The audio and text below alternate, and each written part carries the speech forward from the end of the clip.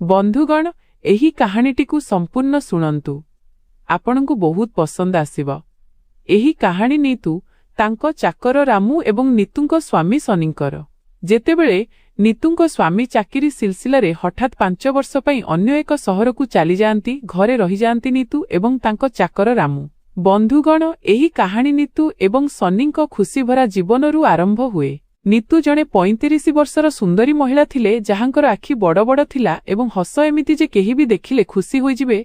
से एक छोट सहररे रहुथिले, जेउठारे घर बड़ थिला एवं सबुकिछि आरामरे चालुथिला। घरे सेमाने 3 जण रहुथिले, नीतू, तांको स्वामी सनी एवं पुरुणा आंटिक चाकर रामू। रामूर बयस 45 वर्ष थिला।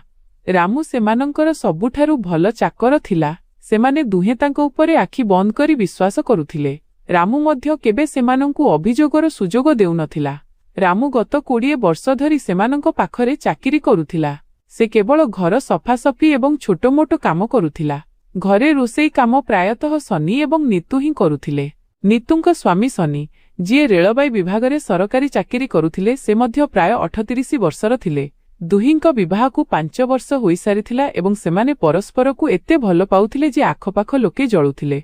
सनी नीतुंकर प्रतिटी छोट बड़ कथार ध्यान रखुथिले। सकाळे उठी चा तयारी करुथिले, संध्यारे घरकु आसी तांको सह बुलिबाकु जाउथिले एवं रातिरे दुहे एकाठी बसी कथा हेउथिले। नीतुंकु एई भल पाइबार अभ्यास होई जाइथिला। से सनीक बिना गोटिए मुहूर्त मध्य रहि पारु नथिले। सनी कहिले, नीतू, आजि मु तुम पई स्पेशल जळखिया तयारी करूछि। कोन दरकार, परोटा ना पूरी? नीतू हसी करी कहिले, सनी, तुमे जहा भी बनैबो ताहा मते पसंद आसिबो, किंतु आजि परोटा बनै दियो, सेईटा भी आलू परोटा। सनी रोषेई घरकु चालीगले एवं नीतू बाहारे बगीचारे बसी अपेक्षा करिबाकु लागिले। से भाबुथिले जे सनी केते भल, सबुबेले तांको खुशीर ख्याल रखंती। अल्प समय परे सनी प्लेट धरी आसिले एवं दुहे एकाठी बसी खाइबाकु लागिले। खाउ खाउ सनी नीतुंको हाथ धरी कहिले, नीतू, तुम हस देखिले मो दिनटा भल होई जाए। मु तुमको बहुत भल पाए। नीतू लाजेई जाई कहिले, सनी, तुमे बिना सबुबेले एमिति रोमांटिक कथा कहुछ। मु मध्य तुमको बहुत भल पाए। दिन गुड़िक एमिति ही कटुथिला। संध्यारे सनी चाकिरीरु फेरुथिले। नीतू तांको पई चा बनाउथिले। दुहे टीवी देखुथिले किंबा गीत शुणुथिले। रातिरे नीतू सनींको छाती उपरे मुंड रखी सोउथिले एवं सनी तांको केसरे आंगुठी बुलाउथिले। सेमानंको घर भल पाइबारे पूर्ण थिला। किंतु दिने सबुकिछि बदली गला। जेतेबेले सनींकु रेलबाई विभागरु कॉल आसिला। तांकर बदली ट्रांसफर होई जाइथिला, सेईटा भी 400 किलोमीटर दूर अन्य एक सहरकु। सरकारी चाकिरी थिला, मानिबाकु पडुथिला। एहा सुनी सनी उदास होईगले। सनी नीतुंकु कहिले, नीतू, मोते जिबाकु पड़िबो। ट्रांसफर होई जाइछि, किंतु एहा केवल किछि मासर कथा। मु शीघ्र फेरी आसिबी। नीतुंको आखि भरी आसिला। से कहिले, सनी, तुमे मो बिना केमिति रहिबो? आउ मु तुम बिना? प्लीज किछि करना। सनी तांकु कुंढेई धरी कहिले, डार्लिंग, सरकारी ऑर्डर कौन करिबी, किंतु मु प्रति वीकेंड रे आसिबी। फोन रे कथा हेबा, सबु ठीक होई जिवो। नीतू हाँ कले, किंतु मने मने उदास थिले। परवर्ती सप्ताहरे सनी चालीगले। घर सुनसान होईगला। नीतू एकुटिया रहीगले। प्रथम मास कौनसी प्रकारे कटिगला। सनी प्रतिदिन फोन करुथिले। वीडियो कॉलरे कथा हेउथिले। नीतू तांकु घर कथा कहुथिले। सनी तांकु हसाउथिले। किंतु धीरे धीरे समय बीतिबाकु लागिला। 1 मास, 2 मास, 3 मास। सनी कहुथिले, बस 2-3 मास, तापरे मु फेरी आसिबी। नीतू फोन रे कहिले, सनी, एबे बहुत होईगलाणी, केबे आसिबो? मु एकुटिया बोर हेउछि, मोते तुमरो दरकार। सनी कहिले, नीतू, टिके सबुर कर, काम अधिक अछि, किंतु शीघ्र। मु तुमको मिस करुछि। परे 5 मास होईगला। नीतू एबे घरे एकुटिया बुलुथिले, बगीचारे बसुथिले, किंतु मन लागु नथिला। से सनीक मने पकाई छटपट हेउथिले। रातिरे निद आसुनथिला। परे 8 मास बीतीगला। नीतू एबे आउ अपेक्षा करि पारु नाहांती। फोन रे पचारंती, सनी, एबे तो कुह केबे आसिबो? सनी कहिले, नीतू, बस टिके आउ। 2 वर्ष होईगलानी, किंतु काम शेष हेबाकु जाउछि। नीतू उदास होई जाउथिले। घरे केवल रामू एवं से रही जाइथिले। रामू केवल काम करुथिला। रामू कला देखा जाउथिला, किंतु मजबूत गठनर थिला। ତା ମୁହଁରେ ସବୁବେଳେ ହସ ରହୁଥିଲା ଏବଂ ଏବେ ସେ ଘରର ସବୁ କାମ କରୁଥିଲା, ସଫେଇ, ବଗିଚା, ରୋଷେଇ। ସେ ଚୁପଚାପ ନିଜ କାମ କରୁଥିଲା, କିନ୍ତୁ ତା ଆଖି କେବେ କେବେ ନିତୁଙ୍କ ଉପରେ ରହିଯାଉଥିଲା। ନିତୁ ପୂର୍ବରୁ ତାଙ୍କୁ ନୋଟିସ୍ କରୁନଥିଲେ, କିନ୍ତୁ ଏବେ ଏକୁଟିଆପଣରେ ତାଙ୍କ ନଜର ରାମୁ ଉପରେ ପଡ଼ିବାକୁ ଲାଗିଲା। ରାମୁର ଶରୀର ଝାଳରେ ଚମକୁଥିଲା। ଯେତେବେଳେ ସେ ବଗିଚାରେ କାମ କରୁଥିଲା, ନିତୁ ଭାବୁଥିଲେ ଯେ ସେ କେତେ ଶକ୍ତିଶାଳୀ, ତା ହାତ କେତେ ମଜବୁତ, ଯାହା କାହାକୁ ଭଲ ଭାବରେ ଧରିପାରିବ। କିନ୍ତୁ ସେ ସାଙ୍ଗେ ସାଙ୍ଗେ ମନରୁ ଏହି ଚିନ୍ତା ହଟାଇ ଦେଉଥିଲେ। ଦିନେ ନିତୁ ବାଲକୋନିରେ ଠିଆ ହୋଇଥିଲେ। ରାମୁ ତଳେ ବଗିଚାରେ ଫୁଲରେ ପାଣି ଦେଉଥିଲା। ତା ସର୍ଟ ଓଦା ହୋଇଯାଇଥିଲା ଏବଂ ଦେହ ଦେଖାଯାଉଥିଲା। ନିତୁ ଭାବିଲେ ରାମୁ କେତେ ପରିଶ୍ରମୀ, ଦିନସାରା କାମ କରେ। ରାମୁ ଉପରକୁ ଚାହିଁ ହସିଲା। ରାମୁ କହିଲା, ମେମ୍ ସାହେବ, ଚା ବନେଇବି? ନିତୁ କହିଲେ, ହଁ ରାମୁ, ବନେଇ ଦିଅ ଏବଂ ଟିକେ ଜଳଖିଆ ବି। ମୋତେ ବହୁତ ଭୋକ ଲାଗୁଛି। ରାମୁ ରୋଷେଇ ଘରକୁ ଚାଲିଗଲା। ନିତୁ ଭିତରକୁ ଆସିଲେ ଏବଂ ଭାବିବାକୁ ଲାଗିଲେ ଯେ ରାମୁ କେତେ ଯତ୍ନବାନ, କ୍ୟାରିଂ। ସନିଙ୍କ ଯିବା ପରେ ରାମୁ ହିଁ ଘର ସମ୍ଭାଳୁଛି। ଧୀରେ ଧୀରେ ନିତୁ ରାମୁ ସହ ଅଧିକ କଥା ହେବାକୁ ଲାଗିଲେ। ସକାଳେ ଉଠି ରାମୁକୁ କହନ୍ତି, ରାମୁ ଆଜି ଖାଇବାରେ କ'ଣ ବନେଇବ? ରାମୁ କହିଲା, ମେମ୍ ସାହେବ, ଆପଣ ଯାହା କହିବେ, ଡାଲି, ରୁଟି କିମ୍ବା ତରକାରୀ। ନିତୁ କହିଲେ, ରାମୁ, ତୁମର ବନାଯାଇଥିବା ଡାଲି ବହୁତ ଟେଷ୍ଟି ହୁଏ, ସେଇଟା ବନେଇ ଦିଅ। ରାମୁ ହସୁଥିଲା ଏବଂ କାମ କରୁଥିଲା। ସନ୍ଧ୍ୟାରେ ନିତୁ ବଗିଚାରେ ବସୁଥିଲେ। ରାମୁ ଆସୁଥିଲା ଏବଂ କଥା ହେଉଥିଲା। ରାମୁର କଥା ଗୁଡ଼ିକ ଗାଉଁଲି ଏବଂ ସରଳ ଥିଲା, କିନ୍ତୁ ନିତୁଙ୍କୁ ଭଲ ଲାଗୁଥିଲା। ସେ ଭାବୁଥିଲେ ଯେ ରାମୁ କେତେ ସିଧାସାଧା, କିନ୍ତୁ ତା ଆଖିରେ କିଛି ଅଛି ଯାହା ଲୁଚି ରହିଲା ଭଳି ଲାଗେ। ପରେ 2 ବର୍ଷ ବିତିଗଲା। ସନି ଏପର୍ଯ୍ୟନ୍ତ ଆସିନଥିଲେ। ନିତୁ ଏବେ ସମ୍ପୂର୍ଣ୍ଣ ରୂପେ ଏକୁଟିଆ ଅନୁଭବ କରୁଥିଲେ। ଫୋନରେ ସନି ସହ କଥା ହେଉଥିଲେ, କିନ୍ତୁ ଏବେ ସେତିକି ଉତ୍ସାହ ନଥିଲା। ସନି କହୁଥିଲେ, ନିତୁ ବସ୍ ଟିକେ ଆଉ। ନିତୁ କହିଲେ, ସନି, ଏବେ ମୁଁ ଥକିଗଲିଣି, ତୁମେ କେବେ ଆସିବ? ସନି କହିଲେ, ଶୀଘ୍ର ଡାର୍ଲିଂ। କିନ୍ତୁ ନିତୁଙ୍କ ମନ ଏବେ ରାମୁ ଆଡ଼କୁ ଆକର୍ଷିତ ହେବାକୁ ଲାଗିଲା। ଗୋଟିଏ ସନ୍ଧ୍ୟାରେ ନିତୁ ଘରେ ଏକୁଟିଆ ଥିଲେ। ରାମୁ କାମ ଶେଷ କରି ନିଜ ରୁମକୁ ଯାଉଥିଲା। ନିତୁ କହିଲେ, ରାମୁ, ଆଜି ଏଠି ଟିକେ ସମୟ ମୋ ପାଖରେ ରହିଯାଅ ନାହିଁ, ଟିକେ ମୋ ସହ କଥା ହୁଅ। ରାମୁ ଆଶ୍ଚର୍ଯ୍ୟ ହୋଇଗଲା, କିନ୍ତୁ କହିଲା, ଜି ମେମ୍ ସାହେବ, ଆପଣ ଯେମିତି କହିବେ। ଦୁହେଁ ବସିଲେ। ନିତୁ କହିଲେ, ରାମୁ, ତୁମ ଗାଁ କେମିତି? ପରିବାର ଅଛି? ରାମୁ କହିଲା, ମେମ୍ ସାହେବ, ଗାଁ ଛୋଟ, ପରିବାର ଥିଲା, କିନ୍ତୁ ଏବେ ଏକୁଟିଆ। ସ୍ତ୍ରୀ ବହୁ ବର୍ଷ ପୂର୍ବେ ଚାଲିଗଲା। ନିତୁ ସହାନୁଭୂତିର ସହ କହିଲେ, ଓ ସରି ରାମୁ, ତୁମେ ଏକୁଟିଆ କେମିତି ରହୁଛ? ରାମୁ କହିଲା, ମେମ୍ ସାହେବ, ଅଭ୍ୟାସ ହୋଇଗଲାଣି, କିନ୍ତୁ ଆପଣଙ୍କ ପରି ମାଲିକାଣୀ ଥିଲେ କାମ କରିବାକୁ ଭଲ ଲାଗେ। ନିତୁ ହସିଲେ। ନିତୁ ଭାବୁଥିଲେ ଯେ ରାମୁ କେତେ ମଜବୁତ, ତା କାନ୍ଧରେ ମୁଣ୍ଡ ରଖି କାନ୍ଦି ହେବ, କିନ୍ତୁ ସେ ଚୁପ୍ ରହୁଥିଲେ। ଧୀରେ ଧୀରେ ନିତୁ ରାମୁ ସହ ଅଧିକ ସମୟ ବିତାଇବାକୁ ଲାଗିଲେ। ସକାଳେ ରାମୁ ଆସେ, ନିତୁ ତାଙ୍କ ସହ ରୋଷେଇ ଘରେ ଠିଆ ହୋଇ କଥା ହୁଅନ୍ତି। ରାମୁ ଖାଦ୍ୟ ବନାଏ, ନିତୁ ଦେଖନ୍ତି। ନିତୁ କହିଲେ, ରାମୁ, ତୁମ ଆଙ୍ଗୁଠି କେତେ ଜୋରରେ ଚାଲେ ପରିବା କାଟିଲା ବେଳେ? ରାମୁ ହସିକରି କହିଲା, ମେମ୍ ସାହେବ, ବର୍ଷ ବର୍ଷର ପ୍ରାକ୍ଟିସ, ଆପଣ ବି ଟ୍ରାଏ କରନ୍ତୁ। ନିତୁ ଟ୍ରାଏ କଲେ, କିନ୍ତୁ କଟିଗଲା। ରାମୁ ତାଙ୍କ ଆଙ୍ଗୁଠି ଧରି କହିଲା, ଦେଖନ୍ତୁ ମେମ୍ ସାହେବ, ଏମିତି ନୁହେଁ। ନିତୁଙ୍କ ହୃଦୟ ସ୍ପନ୍ଦନ ବଢ଼ିଗଲା, କିନ୍ତୁ ପ୍ରକୃତରେ ଏହା କେବଳ ସାହାଯ୍ୟ ଥିଲା। ନିତୁ ଏବେ ରାମୁକୁ ପସନ୍ଦ କରିବାକୁ ଲାଗିଥିଲେ। ରାମୁ ମଧ୍ୟ ନିତୁଙ୍କ ଯତ୍ନ ନେଉଥିଲା। ଦିନେ ନିତୁ ଉଦାସ ଥିଲେ। ରାମୁ ପଚାରିଲା, ମେମ୍ ସାହେବ, କ'ଣ ହେଲା? ନିତୁ କହିଲେ, ରାମୁ, ତ ସାହେବଙ୍କ କଥା ମନେ ପଡ଼ୁଛି। ରାମୁ କହିଲା, ମେମ୍ ସାହେବ, ସେ ଆସିବେ, କିନ୍ତୁ ଆପଣ ଖୁସି ରୁହନ୍ତୁ, ମୁଁ ଅଛି ନା। ନିତୁ ଭାବିଲେ ଯେ ରାମୁ କେତେ ଭଲ। ପରେ ସମୟ ବିତିବାକୁ ଲାଗିଲା। ଏବେ ସନି ଯିବାର 3 ବର୍ଷ ହୋଇସାରିଥିଲା। ନିତୁ ରାମୁ ସହ ଅଧିକ କମ୍ଫର୍ଟେବୁଲ ହୋଇଗଲେ।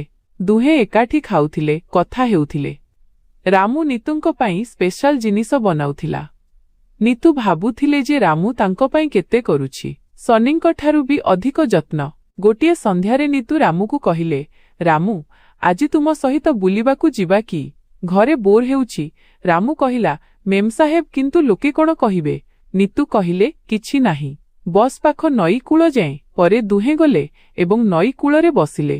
ରାମୁ କହିଲା, ମେମ୍ ସାହେବ, ଏହି ଜାଗା କେତେ ଶାନ୍ତ। ନିତୁ କହିଲେ, ହଁ ରାମୁ, ତୁମ ସହିତ ଭଲ ଲାଗୁଛି। ରାମୁ ଲାଜେଇ ଗଲା, କିନ୍ତୁ ଏହା ପ୍ରକୃତରେ କେବଳ ବନ୍ଧୁତା ଥିଲା। ନିତୁଙ୍କ ମନ ରାମୁ ଆଡ଼କୁ ଢଳିବାକୁ ଲାଗିଲା। ସେ ଭାବୁଥିଲେ ଯେ ରାମୁ କେତେ ବୁଝିଲାବାଲା, ତା କଥା ଶୁଣିଲେ ଶାନ୍ତି ମିଳେ। ଏବେ ରାମୁ ମଧ୍ୟ ନିତୁଙ୍କୁ ପସନ୍ଦ କରିବାକୁ ଲାଗିଲା, କିନ୍ତୁ ଚୁପ୍ ରହୁଥିଲା। ଏବେ 4 ବର୍ଷ ବିତି ଯାଇଥିଲା, କିନ୍ତୁ ସନି ଏପର୍ଯ୍ୟନ୍ତ ଆସିନଥିଲେ। ନିତୁ ଏବେ ସନିଙ୍କ ସହ କମ୍ କଥା ହେଉଥିଲେ। ରାମୁ ତାଙ୍କ ପାଇଁ ସବୁକିଛି ଥିଲା। ଦିନେ ନିତୁ ରାମୁକୁ କହିଲେ, ରାମୁ, ତୁମେ ମୋ ପାଇଁ କେତେ କରୁଛ, ମୁଁ ତୁମ ବିନା ରହିପାରିବି ନାହିଁ। ରାମୁ କହିଲା, ମେମ୍ ସାହେବ, ମୁଁ ତୁମର ଚାକର। ନିତୁ କହିଲେ, ନାହିଁ ରାମୁ, ତୁମେ ବନ୍ଧୁ ତାଠାରୁ ଅଧିକ। ରାମୁର ଆଖି ଓଦା ହୋଇଗଲା। ଦୁହିଁଙ୍କ ଭଲ ପାଇବା ଧୀରେ ଧୀରେ ବଢ଼ିବାକୁ ଲାଗିଲା। ସେପଟେ ସନିଙ୍କୁ 5 ବର୍ଷ ହୋଇସାରିଥିଲା। ସେଠାରେ ଦ୍ୱିତୀୟ ବିବାହ କରିସାରିଥିଲେ, କିନ୍ତୁ ନିତୁଙ୍କୁ କହିନଥିଲେ।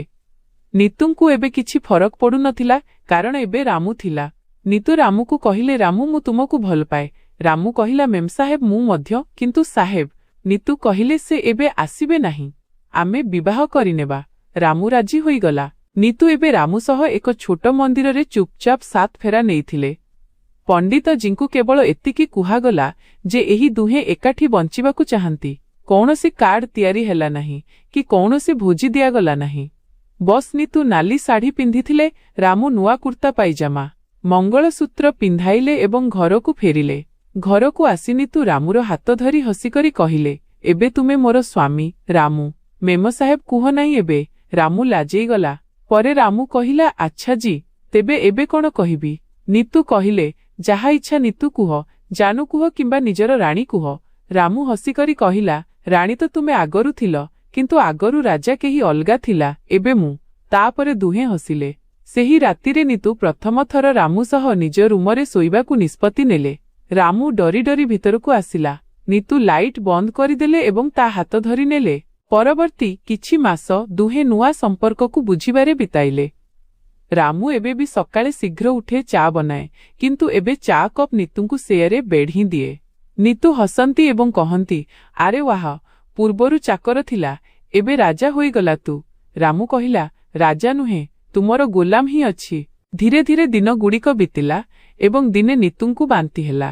ସକାଳେ ଦେହ ଖରାପ ଲାଗିଲା, ଖଟା ଖାଇବାକୁ ମନ ହେଲା। ଦିନେ ସେ ରାମୁକୁ ଡାକିଲେ। ନିତୁ କହିଲେ, ରାମୁ, ମୋତେ ଲାଗୁଛି ଆମ ଘରକୁ କେହି ଆସିବାକୁ ଯାଉଛି। ରାମୁ ବୁଝିପାରିଲା ନାହିଁ।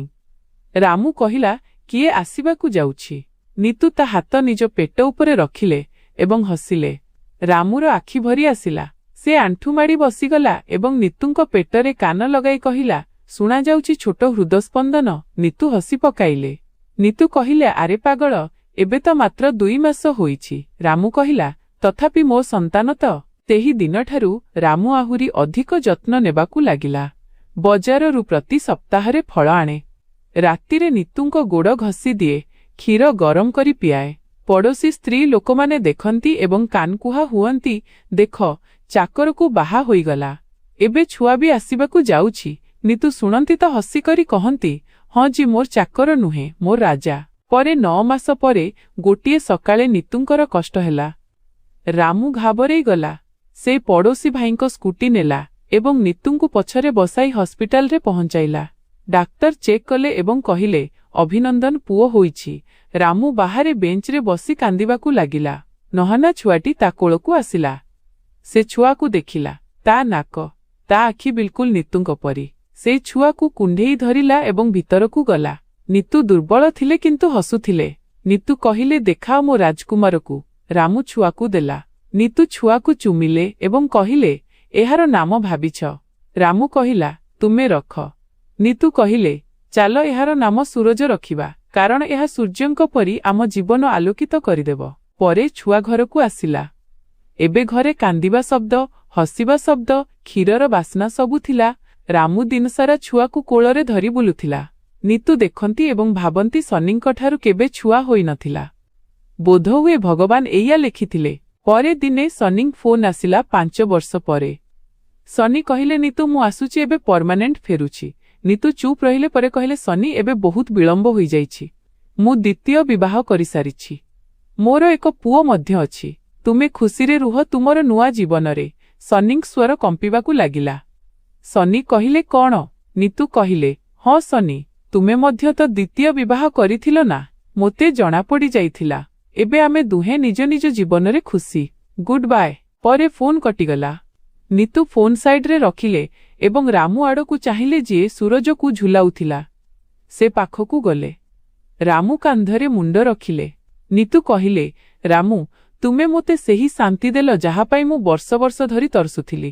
ରାମୁ କହିଲା, ଆଉ ତୁମେ ମୋତେ ସେହି ଘର ଦେଲ ଯାହା ମୁଁ କେବେ ସ୍ୱପ୍ନରେ ବି ଭାବିନଥିଲି। ପରେ ସନ୍ଧ୍ୟାରେ ତିନିଜଣ ବଗିଚାରେ ବସିଥିଲେ। ସୂରଜ ରାମୁ କୋଳରେ ଖେଳୁଥିଲା। ନିତୁ ଚା ପିଉଥିଲେ। ରାମୁ ନିତୁଙ୍କ ହାତ ଧରି କହିଲା, ଜାଣିଛ, ପୂର୍ବରୁ ମୁଁ ଭାବୁଥିଲି ମୋ ଜୀବନ କେବଳ କାମ କରିବା ପାଇଁ। ଆଜି ଲାଗୁଛି ମୋ ଜୀବନ ତ ଏବେ ଆରମ୍ଭ ହୋଇଛି। ନିତୁ ତା ହାତକୁ ଚୁମିଲେ ଏବଂ କହିଲେ, ଆମ ଜୀବନ ଏବେ ଆରମ୍ଭ ହୋଇଛି ରାମୁ, ଏବଂ ଏହା କେବେ ଶେଷ ହେବ ନାହିଁ। ସୂରଜ ଛୋଟ ଛୋଟ ହାତରେ ଦୁହିଁଙ୍କ ମୁହଁ ଛୁଇଁଲା। ତିନିଜଣ ହସିଲେ। ଘରକୁ ଖୁସି ଫେରି ଆସିଥିଲା। ସେହି ଖୁସି ଯାହା କେବେ ଚାଲିଯାଇଥିଲା, ଏବେ ଚିରଦିନ ପାଇଁ ଆସିଯାଇଥିଲା। ରାମୁ ଏବଂ ନିତୁଙ୍କ କାହାଣୀ ଏଠି ଶେଷ ହୋଇନାହିଁ, ବରଂ ପ୍ରକୃତରେ ଏଇଠୁ ଆରମ୍ଭ ହୋଇଛି। ଆପଣଙ୍କୁ ଏହି କାହାଣୀଟି କିପରି ଲାଗିଲା? କଣ ଭୁଲ ଆଉ କଣ ଠିକ୍, ନିଶ୍ଚୟ ଜଣାଇବେ।